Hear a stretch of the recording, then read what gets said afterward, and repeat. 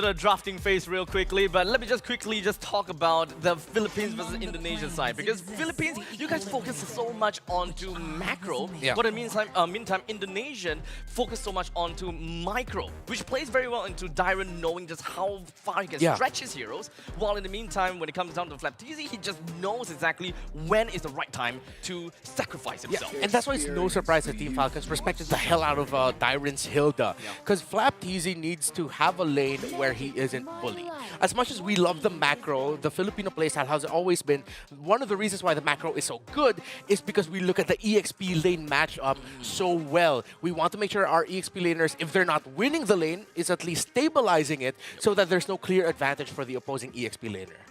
It's all about the priorities that we want to talk about, right? Yeah. And thus, whenever we just see that final pick on the glue that completely tramples on the opponent's draft, it is always music to my ears.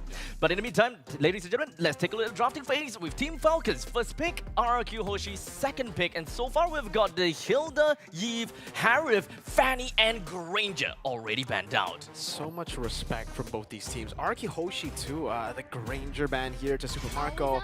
Oh, it's going to be the Hilda ban too. Respecting Master Owen, obviously, on a pick like that. He's always really good on reactive heroes, I would say. You know, the healers that can bring people back. But RQ, we did get a quote from Quest Keskian.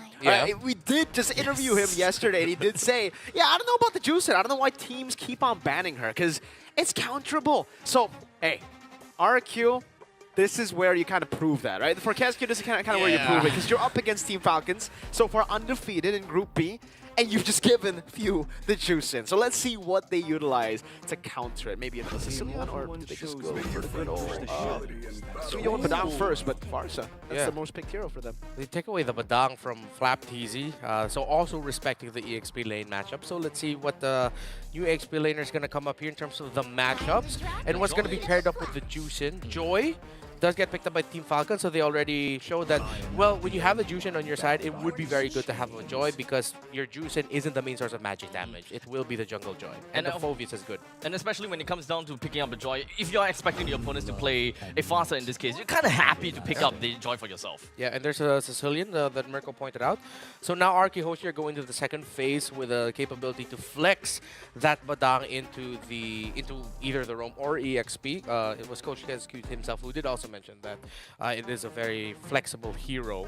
So now they are going to the second phase, both of them without the gold laners. RRQ Hoshi can leverage that by taking away maybe one gold laner and then picking a really good one for themselves. Harith was taken out by Team Falcons earlier, so in terms of the gold laners, with Claude, we've seen the resurgence of Bruno as well. Yeah, Bruno, Beatrix, Moskov still comes into play. I think for RRQ Hoshi, actually, looking at these compositions from for the Phoveus and also the Joy, I think it's not a bad pick to go for the 1-1. So if we do see Irithel banned out by RRQ, then it may be a way for Toy to get the 1-1 to play up against Team Falcons. Very divey composition. Yeah, I will point this out though. If RRQ Hoshi decide to commit on the 1-1 as their gold laner, I think it would be best if they still pick up the Ruby for themselves. Even though all the dashes means that Phoveus' passive will get activated more, but it would be great to have the Don't Run Wolf King to just stop Kyle TZ, because 1-1 will need that little bit of space. Because we saw a 1-1 Joy matchup multiple times in the past 3 months, and it isn't the easiest time for a 1-1. It's definitely going to be tough. I mean, so far, the only marksman that we are seeing being thrown into the banning pool has only been Moskov. Of course, the Harith joined in the very first phase as well. So there's a lot of questions, right? Because I don't think that either one of these teams have really shown the nature of how they are lined up or how they want to play their game just yet. None of the tanky boys, Khalid, Gatot, and Hylos all banned. Are they thinking about maybe they'll pick up the Franco? Ooh, they could. Franco and Tiger still open. Yeah, getting rid of these tanky boys means that if you go Franco, especially if you go Winter Crown, that new build, Winter Crown Franco with fleeting time, could be an angle. They go glue, so Badang becomes the Roam, and they will not go for the Ruby or the Franco, so that takes it out. Yeah, that's a good matchup. Phoveus does not do much against the glue in lane. So essentially, RRQ Hoshi might have won this trade. Let's see how FLCN will be playing it and what happens. But right now, there's no clear answer for this glue. Your main source of magic damage is susceptible to the glue. Team Falcons will need reach now. I like the angle that RRQ Hoshi are going for here with giving Toy the last pick. They really want to get a good matchup to go up against Super Marco. Yeah. They need to get that gold lane, winning lane. I think they've already secured the glue matchup, and this is because they have a Sicilian. They have someone so vulnerable in the mid lane that they need the side lanes to get the dub early so that they can contest for neutral objectives. So Falcons, they pick the good old safe Irithyll plus the Kufra. Okay, so at least when it comes down to mid lane priority, with the help of Kufra, it won't be that difficult for Few to even clear those waves. So I guess now it's more about responding to that wave clear in the middle. How fast they can unlock the Sicilian just so that they can make full use of glue being able to get out of the lane against the Phoveus. This might actually be a tough time for Ogwen around the center of the map. Yeah. He's going to try jockeying for position against the Sicilian and Badang role. Exactly. Yeah, this might be one of those games where Team Falcons won't get a big win up until third turtle. Oh, but it balanced it out somewhat because RRQ Hoshi went for a scalar. That's them signaling that, yeah, our early's good. Yeah. They got the Badang, Glue, Suyo. I guess they feel it's enough to already control the first few neutral objectives to stabilize the game and to wait for the Sicilian and Claude to scale up. But I do want to say that in this matchup, Claude versus Irithyll, if it's a pure 1v1, obviously, the Claude does have an advantage. Anyone with a blink does have an advantage against the Irithyll. You can get close, get away from that first skill range, and then start just basic attacking him, especially with the stacks. Very, very mobile. So with that all said and done, Team Falcons going up against RRQ Hoshi for the second series of the game. Both teams, it's not exactly at stake or anything, but of course, when it comes down to Group B, it is very even throughout when it comes down to points. Is this going to be the first time that Team Falcons get a 2-0 victory as according to Mirko's predictions? Well, we're going to have to find out in the Land of Dawn. Let's see if the Sicilian works, and let's see if Kescute's words stay true today. RRQ Hoshi notoriously letting go of the Juicin because they think it's counterable. They can beat it. Now against Falcons, against the Goat in the mid lane. Few on the Juicin. Well, RRQ Hoshi, if they said they are ready for this Juicin, they have a very good answer to a lot of the things Team Falcons want to do in that glue. Undefeated in the SPS Challenge Finals, 5-0. And yeah, I am still very worried about this glue as a Team Falcons guy. RRQ sits at level 3 already. Now going for the lethal wand. Easy will follow through 2. Sanguine Claws should be Retribution committed, and it's won by Kyle TZ. Clinical Retri Edok. Control the bush. Oh, cancel. That's what you have to look out for with a Badang. Again, I'm also really looking forward to seeing how Ogwen will handle what could be a very bad time for him if he can mitigate that. So far in the lane, in terms of trading the EP, Super Marco does have a bit of a difficult time against that Claude. Ogwen might get caught. Sanguine Claws dodged away from. Good maneuver from Ogwen. RRQ just going to get Sutsukin to level 4. Kyle TZ cuts it away. Rins walks away. Kyle TZ doesn't want to dive. Yeah, and good read by RRQ Hoshi. They could have actually stretched out and committed that kill onto Ogwen, but it looks like they were able to read the rotation of Kyle TZ and acknowledge the fact that he might just show up through the mid lane. He was close by, so good thing they backed off. And I also like how Kyle TZ decided to get Rins down a little bit low so that Few can somewhat equalize the lane flow. For both teams, very silent here. Glue in the bottom lane, gonna be bullied. Oh, wow. Back two! Stun from Sutsujin. Flap TZ now to shift more damage over to Sutsujin. Edok joining in the bottom lane now. Trying to pin Flap TZ, but it will not work. Level 4 for both Few and Flap. Good setup. Sanguine Claws and a bad impact, but that's why the Brave Smite is the choice for Juicins. Ogwen charging in the bush, looking for Edok, knocks him up together with Flap TZ. Now, Infernal Pursuit to jump in onto Edok. Few gets away with the Crimson Beacon. Edok pinning them down to the wall, but it's Flap TZ on the Phoveus flicker out. Rins, first blood, gets a bad impact in the back. Now Flap TZ mounted, slam, Sutsujin takes the kill, 2-0. RRQ, Kyle TZ, invade now. Sutsujin dashing away. It's another pin down from Edok. Dyron trying to get that immobilized. Now TZ too clean, and he gets away. Yeah, you see the sides, the little 1-2 step Kyle TZ kept doing around the glue. He was trying to determine where the slam was going to go, just so he wouldn't proc it, and then also be able to have a good target to be maximizing his dash. Ogwen goes in! Tyrant's Revenge and the Rage. Sutsujin now caught on the back. back. Oh, Red Tree still on point. Sutsujin now should fall. Gets a soul sever. Kyle doesn't get the last hit. Sutsujin escaping. Kyle finally dashing forward, finding the kill as Tyron is caught against 3 members. Knocked up, thrown back. But this time, no escape for Dyron. Falcons equalize on the board. Throughout that time, Kyle TZ didn't use that electrifying beats. He trusted that they will be able to secure kills. They did it on Susujin, that they were able to do it on Dyron. Good bounce back by Team Falcons because initially RRQ Hoshi handled the previous trade. Edok is gonna get taken out. So they played basketball with Edok there. Bounce after bounce. And now RRQ Hoshi will have to reset and wait with Team Falcons able to chain together 2 victories after an initial RRQ Hoshi win. Things are still quiet up in the gold lane. No one wants to pull any attention there. They both want the gold laners to farm up relatively well. But now we're seeing what could have been a very problematic glue for Team Falcons. FlapTZ is actually handling things well and is becoming a nuisance for RRQ Hoshi. Yeah, this Phobia's pick. We already kind of, mentioned it earlier when we saw the stats. Most banned by opponents. And this is why FlapTZ, when he gets a damage dealer, when he gets anything with a reset, I honestly feel like it's a reset here. He's a reset player. Yeah. Like on the Phobias, on the Arlet, he's just a beast. Now Dyron, forced to use a split. You can see the Infernal Pursuit there. Does he decide to pop it? No, he does not. Few unable to get the Lantern Flare in time. So Tsujin already used skill 1, has to dash away, and is a level down on Kyle TZ. Okay, so typical Team Falcons offense where you see Flap and Few just grouping up together to see what trade they can get, usually up against the opposing EXP laner or roamer, while Kyle TZ will be going into the jungle to see if he can get resources or maybe even bring the opposing jungler down. So again, Team Falcons are still playing how we're used to seeing them play. No, mid lane gank wins, able to flick around. Tyrant split, not available just yet. And it will be good hope for the Kingdom. They have hit Flap and Kyle for them to back away. Now Turtle started by RRQ Hoshi.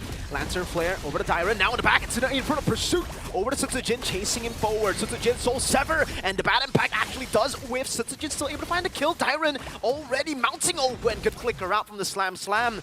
And it will now just be both teams backing away. Not really wanting to commit. Risky. They're just poking the Turtle down. Right, risky here for Kyle TZ. He's not the healthiest. Already had to dash out. Kyle, back and forth, Sanguine Claws whipping Retribution! Oh! Kyle, Tyrant's Revenge! Onto 2! Now the Blazing Duet on from Toy, but it's a double for Kyle TZ, and Team Falcons get the dub. That was such a clutch Tyrant's Revenge coming in from Ogwen. That just led to that 2-kill for Team Falcons and even getting the turtle. So now RRQ Hoshi have to start becoming more careful here because even though they are winning some trades, countering some engages, in the long run, Team Falcons' investments are coming up big. 2,700 gold lead for Team Falcons, despite losing first turtle, and despite the scoreboard being relatively even. This goes to show you the individual leads here, from the pathing of Kyle TZ on the Joy to Super Marco getting that 700 gold lead against Toy in this losing matchup should be. Yeah, rushing the Radiant Armors were the 2 frontliners for Team Falcons, Ogren and FlapTZ, so the damage of Rinse isn't quite scary just yet, but it doesn't counter the burst of the bad impact. FlapTZ will be able to get out of getting knocked back by Edok. Yeah, Edok already finishing up the Thunder Belt, but I guess this is why we've been very vocal about not really liking the Badang in Rome, or at least not as much as XP. It's because without as many resources as you get as an XP laner, it's kind of hard to get to the power spike of tankiness and cooldown.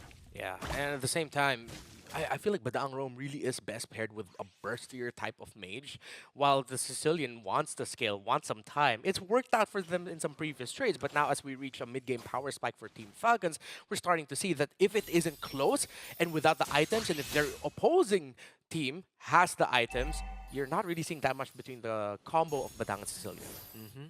And now it's a scaling game, I guess, for RRQ. They're just waiting for the Sicilian and the Claude. I think all the way from the drafts, we already expected RRQ to, play for Sicilian and Claude to scale up to the late game, but I don't think they expected to be behind this much at the 7-minute mark. And with their Tyrant's Revenge and the Rage, finding him long range into the other wall. Good Sanguine Claws to try to cancel it down. Tyrant split, chase down, gets away with 1 HP. The signature Dyron escape. Yeah, it's 100% a fact now. The Tyrant is just clutch at being able to escape, being brought so low. So RK Hoshi will give up that turtle, but Susujin is taking the purple buff of Kyle TZ. Let's see, do they read it in time? Susujin recalling in the bush. They Oh, know- what charging Aw. Susujin gets away just in time, and RRQ will look for the trade. Yeah, at this point, mirroring and looking for plays around the cross map is the best thing, the only thing they can do. Yeah, you gotta appreciate also how RK Hoshi has been rotating this. Even though Team Falcons does have the lead, they're still getting resources somewhere for either Susujin or Toy. Toy is level 10, only one behind Super Marco. Super Marco is leading the farm, but by only around 1,000. No revenge rage. Edok forced to flicker out. Tyrant caught in the bad spot. Slam, pass away. Gets knocked up with the lantern flare. This time, okay. Infernal Pursuit. Dunked on by Flap. No more 1 HP escapes. Well, I kind of feel like Dyrant maybe just in the back of his head, there's a little bit of a thought brewing. I can do it again at the same time. Oh, wait. Okay. A lot of poke on Fuel, forcing the Crimson Beacon. And again, for RQ, I think it's just about saving the mid lane turret. It's stopping the mid lane turret from being taken so that Falcons don't have that much tempo on the map. Yeah, and it's always been the philosophy of Team Falcons that once that mid lane tower is down, all hell breaks loose for the opponents because Team Falcons will just make the most out of it. Owen goes in. Bouncing ball to stop Edok's dash. Good disengage from Rins. Gets the Sanguine Claws to stop whatever Falcons were planning there. And again for RQ, grouping up back to mid, sending Toy to the side lanes to get gold and to get XP. And despite being behind earlier by 700 gold, I think he still managed to actually, equalize on the board here when it comes to gold. Let's take a look. No, it's still quite a big gold gap. Now it's even bigger, 1,200 from Marco. Yeah, and what hurts more is that Kyle TZ already has the Holy Crystal, so that's a big power spike already secured for that Joy. It's 3-item Marco with the Claws, the Fury, and the Wind Talker, while we're still waiting on the third item to go the Staff for Toy. Turtle down already, all three. Now it's the Lord that spawns in the game. Owen. Good zoning. Owen walks out. Revenge in the rage over onto Edok. Now they're jumping onto Rin's count. Teasing good retribution. Blazing Duet from Toy. It goes to the flag. Something is dealing damage, but Toy is still there. It's not enough to take Owen just yet. He's forced for Dyrant to jump in and now putting himself in a bad spot. He's going to get knocked up again. Fuse waiting for the mana he needs. Kyle! Electrifying beats inside of the turret up top. That's a double 4 for 0 and the Lord to Team Falcons. After a devastating amount of damage that Toy dealt to the wall with the Blazing Duet, they did not have the damage and they couldn't bring anyone low enough to threaten, while Kyle TZ comes in just in the nick of time with the electrifying beats. Oh, that was unfortunate. Toy, the Blazing Duet, it was not on anyone. Is this just me? It sort of felt like he tried to BMI into the pit, but somehow just ended up on the other side of the wall? Or did he misread that situation? I mean, I would love to see the replay on that. I would love to see where it went wrong. Because, again, for Falcons, a lot of them were at half HP. And again, for Owen, he would have died for sure. If it was for the Blazing Duet connecting, he lived with just a little bit of HP there to survive. RQ, though, will be able to still keep the Holy Defense intact down below. They'll deal with the Lord. Still, Sicilian and Claude, pretty good wave. There you go! Getting the pin down on the 2 Super Marco. Caught, still able to walk away. Owen, though, gets caught in the Blazing Duet, and Rins picks up the kill. That's 2 for the Sicilian. Out of nowhere, Kyle will not decide to dive in this time, and that was a good punch back from RQ. Damn, Edok, what a play. We did not foresee you coming out of nowhere. Conceal, committing the flicker to set that up to catch Ogwen and Super Marco off guard. Even Team Falcons were surprised. That gives RQ Hoshi a little bit more room to work with. But now I see what you're talking about when it comes to Edok, man. Yeah. He's really damn good. You could say his fist was cracked. It definitely was. After the 3 deaths, after the early game, but I guess this is what we kind of expect for the Badang too, at least in the roam position. Wait, Edok? Okay. Yeah, because you take a bit longer to get to your item power spikes. I don't know, is this the item power spike already? Kyle is poking with the electrifying beats. He has the Oracle, Thunderbelt, and the Conceal with Tough Boots. Yeah, I think that's more than enough because you just want the big CDR coming in from the Oracle. Plus, Unfortunately, we can't see how much stacks he has on the Thunderbolt, but love to see that. he could be in a healthy amount because he's not dying fast. He's taking quite some time to even take Edoc down. They got the Thunderbolt relatively early, I would say. So, been stacking on Ogwen perhaps a lot of times.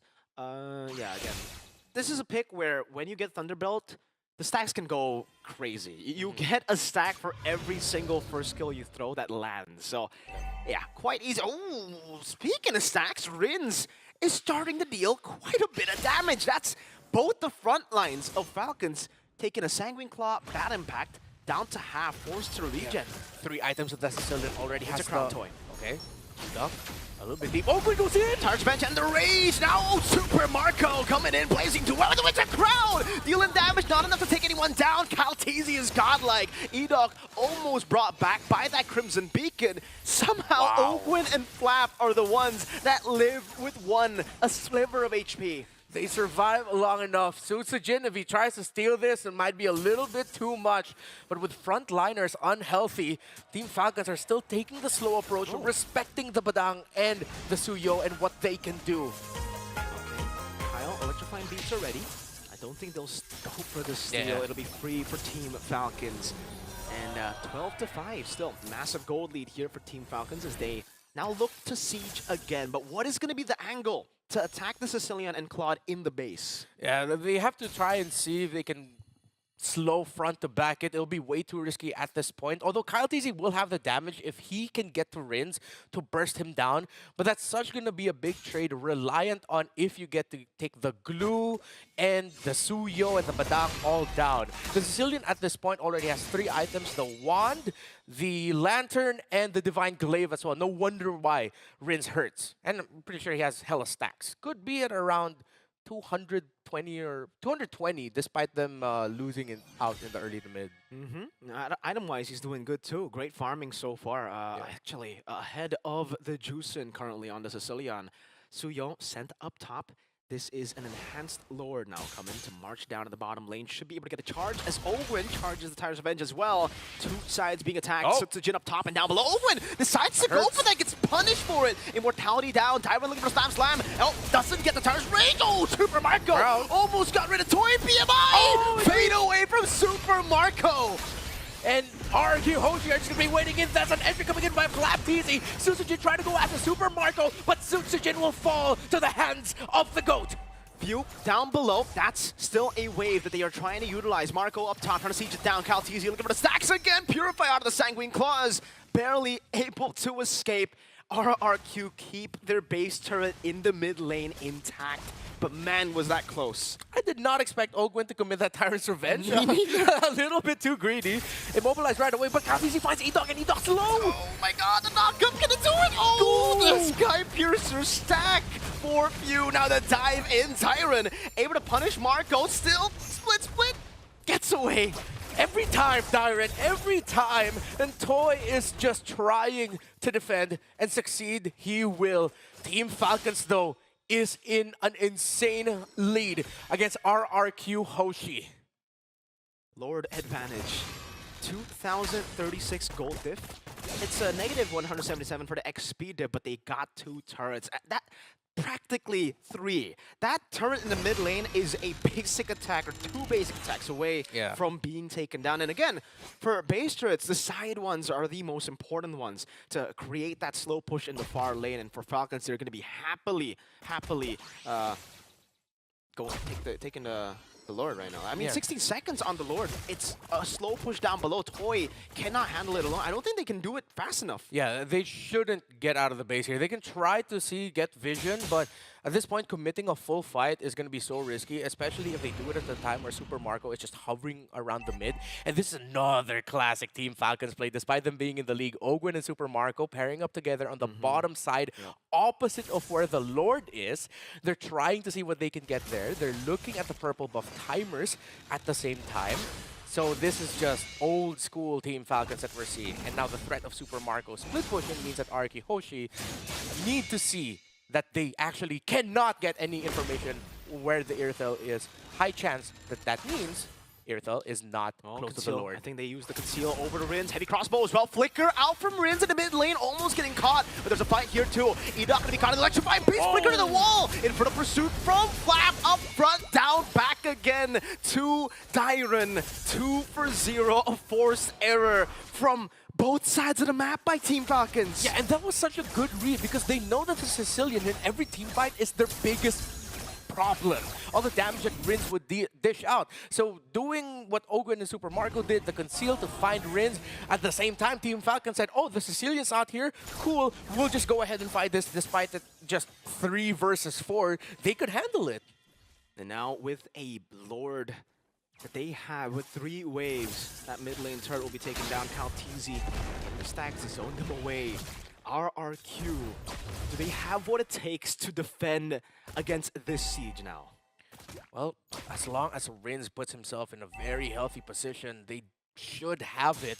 But the entry of Toy with the Blazing Duet will come in big too. Kyle Teasy's Electrifying Beast every time has always been late entry. It's the reason why he's 8-0 and 7. He is deathless. RRQ Hoshi cannot overcommit at the start of the siege because if they do, they'll just be susceptible to Kyle TZ coming in late, wiping them out and Team Falcons winning it. I think that's an evolved Lord too, to make things tougher for RRQ. Sutsujin trying to deal with the wave in the bottom lane. Again, it's a conceal from Ogwen. He walks up, forces Sutsujin to use the retribution. Edok cancel out the conceal and the charge. Dyron melted down, force a flicker back. Oh, what happens in the back line? Kyle TZ melting everybody. Kyle on the base. Kyle on RRQ. Game 1 to Team Falcons. A phenomenal game coming in from Team Falcons. I gotta have to say, RRQ Hoshi played their hearts out, and no